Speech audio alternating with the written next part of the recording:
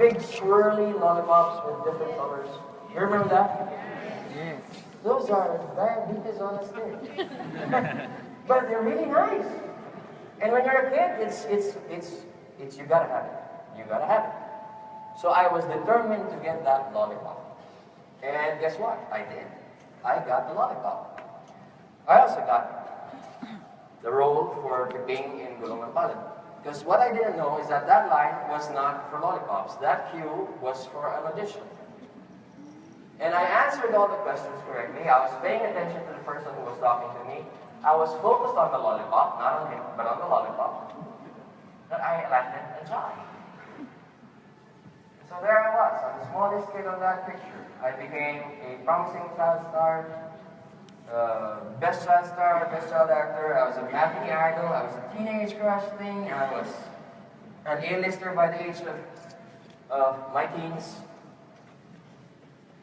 I became best actor in all of Asia. And then I lost it. I lost my will to work. I lost my purpose. I lost my momentum. The big question is, why? Mama? Yeah. Why do you lose it? For me, it was a lot of different things. One, I felt I wasn't getting the kind of roles I wanted. Now, some people might think that I'm just being prideful or proud, that I don't want to accept other roles, but that's not it. You see, I have my personal convictions. And if I'm going to do work, it has to be congruent with what I believe in. I mean, imagine, if you have kids, and you have to explain to your children everything that they see that you are doing, and it's not the same as what you are teaching them, isn't that going to be difficult? So what I wanted more than anything else was to have a legacy. A legacy can last forever, but it can be overshadowed by a bad decision, by a bad brand, by a bad thing that you do, and it will follow you everywhere you go. And I didn't want that. So I started declining more and more of the roles that were being offered to me. I started declining more and more of the films that were being offered to me. And so people started asking, why aren't you doing anything? I'm like, I'm not doing anything. I'm just not doing those things. But of course it became difficult. Because you have to realize, all my 40 years, this is what I've done. I'm 44 now, by the way. I started acting when I was 4. It was my first love. I still love acting, but I'm not doing it.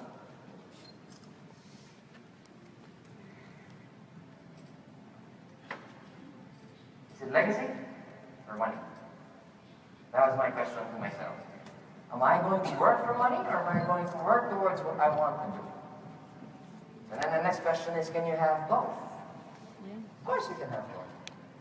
I like that she said yes right away. Yes, you can have both. But at that time, being who I was, I didn't see it happening. You see, I was always an overglorified employee. Actors are overglorified employees. We're under the mercy of the directors, the producers, the scriptwriters, and everybody else.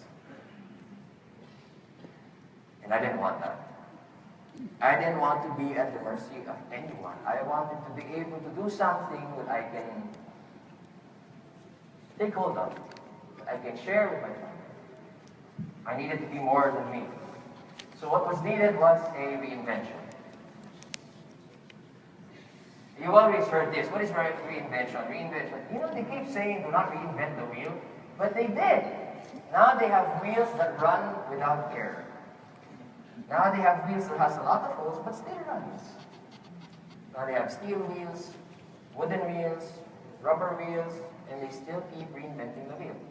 And then when you hear a person has reinvented themselves, tapos tinignan mo, iba kulay ng buhok, yun na yun? Come on! They go through the gym, they get a better body, they've reinvented themselves, yun na yun? Reinvention is never physical. I mean, it's good if you're doing it for health reasons. It's great if you're doing it because you want to feel better, you want to be proud of yourself, you want to share this passion about health with others. That's great. That's not reinvention.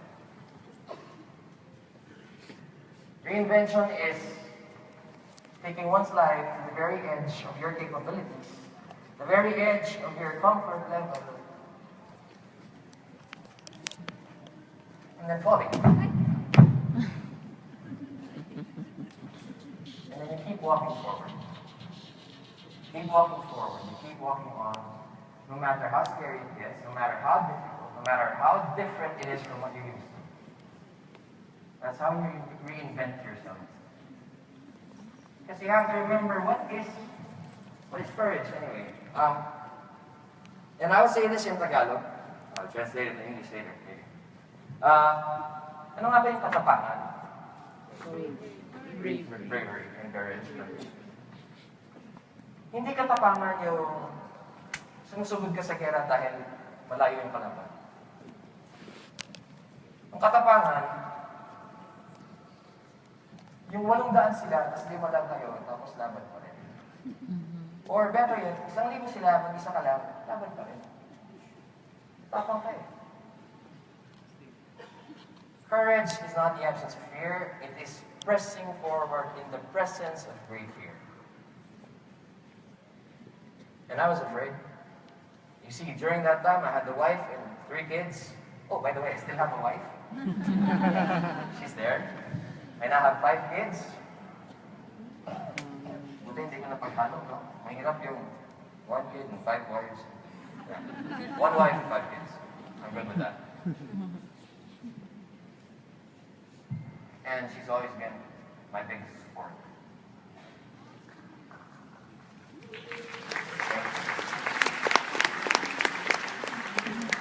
I think she's praying right now because I'm talking. And then comes Act 2. So you reinvent yourself, you try to do something else, and a lot of this reinvention has to do with my mindset. And I have to ask you, how many of you researched J.T. Fox before coming here? Come on, don't be shy. How many of you researched J.T. Fox before coming here? Wow, that's quite a few. How many of you I know, there will be some. How many of you will research J.T. Fox after coming here? Yeah? I know. Yeah, I know. See, I wasn't very keen on learning from people. I thought, I knew what I knew, and I'm pretty good at what I do, so I don't need to learn, and blah, blah, blah, blah, blah, blah, blah, blah, blah. But I needed to change that. If I wanted to reinvent myself, I needed to know that there are things that I haven't discovered, and I don't know, that I have to know, and I have to discover. Tama? Yes. So December, I went into one of the halls here in SMX. It was a big symposium. It was I think it was a Rich Dad, Poor Dad event. They had 9 coaches coming in. I saw some friends, I saw some people I was very well acquainted with in that event. And they were like, oh, so you like these things? I'm like, no, I don't. So why are you here? I want to see what's in it. I want to know what people see in it. Because I didn't tell them, I was trying to reinvent myself with the help and support of my wife. So I met J.T. Fox December. I signed up January. You have to realize I was listening to more than 9 coaches at that time. And at the back of my head, I was saying, that. And when J.T. Fox came out, and I'm not going to make an excuse, one of the greatest privileges in being with this organization is that you become good friends with them.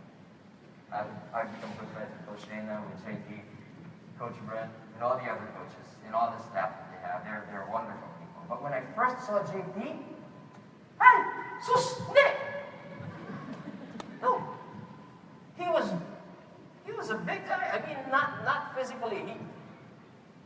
He comes to the stage and he starts talking about all these things, and you're just thinking, wow, this guy is so full of it. That's what you will think. And for those of you who researched, you saw a lot of negative reviews. And for those of you who will research later, you will see a lot more. There are a lot of negative reviews on this man. I saw them recently, because I had a friend who was supposed to come here, and then he started showing me all these things, and I was like, dude, have I ever shared anything with you that wasn't good for you? And I said, no, but I want to save you now. Don't go with this JP Fox guy. And I told him, dude, I was with him since January. And the first lesson I got from JP Fox was that you create your own economic value. Now that really struck me because I understand the importance of creating your own value in any relationship. Everything I learned in being a father, I learned through my kids. And you create the value that your kids will associate with you as their parents. And I understood that. So I needed to understand this. So this is a guy I listened to just last January, and this is what he said. You create your own economic value. And I said, how do you do that? I mean, I'm a worker. I'm an actor. I work. Right? And then I realized the more he spoke, he knew what he was talking about. He knows what he's talking about. He knows what he's saying.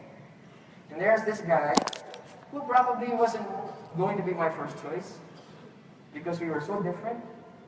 But as I listened to him, I realized this guy knows what he's talking about. And then this guy has results. This guy does what he says he will do. And lo and behold, this guy cares about me. Because after doing this, after asking him, what do you mean with this?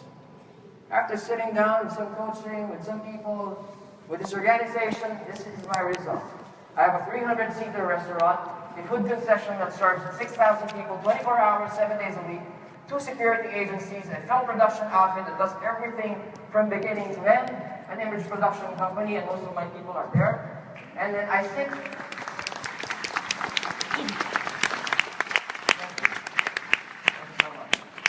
I sit as a member of the board of directors of various companies that other people own. So if you're going to ask me if coaching works, yeah, it does. Look, it does. And that was from January. That's just from January.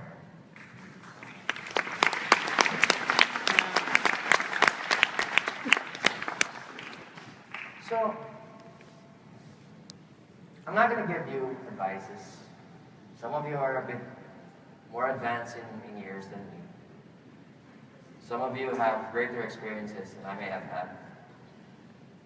But let me share with you a few things.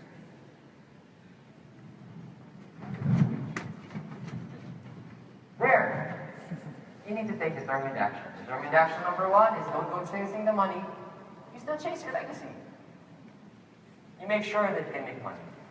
I realized the reason why I love being an actor so much was because I love serving people. And if you don't see acting as serving people, let me explain. When you're an actor, you get the opportunity to elevate someone's thoughts, to give someone hope, even just for 30 minutes, for 2 hours when you're watching a film. And if I get that chance to change the outlook of point of view or the perception of one person about a specific subject or something, then I'm happy to have been able to do that. And so you see the other companies that we have, the restaurants, we serve good food. We like making sure that people are full. So that's the legacy I want. Legacy of service. I wanted my children to see that. My wife definitely shares that vision. Determined action number 2, don't be afraid of failing. Congressman Scott Benete was here talking about courage, talking about taking the lead. Failure is just another word for growing up and opportunities. If you haven't failed, then you haven't really lived. If you haven't failed at a single thing, you have not taken any chances, and that means you're stagnating. You're just in one spot. You're not moving. Don't let that happen. And determined action number 3, strive to become a better you. You look in the mirror, whoever you see is your competition. You know, us Filipinos, we're very proud. We're very proud of our nation. We're very proud of our heritage. We're very proud of who we are. We're very proud of our families. We're very proud of our achievements. We're very proud of how we take care of our name. And that's all good.